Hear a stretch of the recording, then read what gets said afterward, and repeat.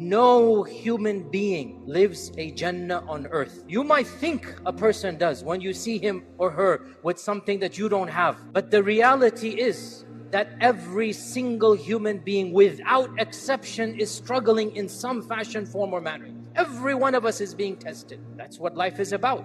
So there are certain verses that we should memorize and use so that we can, insha'Allah ta'ala, overcome these struggles. First verse, all of you know it. It's a rule that we should all memorize. فَإِنَّ مَعَ الْعُسْرِ يُسْرًا. Allah never sends down a difficulty, except that along with the difficulty, there is a yusr, an ease. The meaning here, the same difficulty Allah sends down, He will send down multiple ease.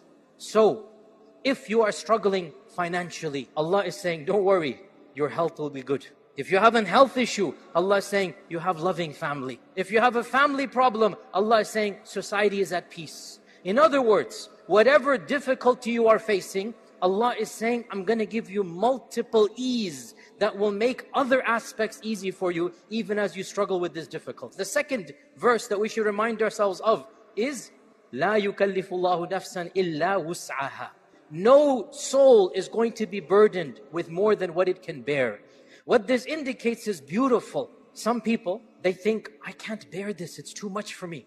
The struggle is too hard. I don't have what's in me. And to them we say, your Creator knows that you have it in you to overcome this struggle. You might not trust yourself, your Creator trusts you. You might not believe in yourself, Allah knows that you can do it.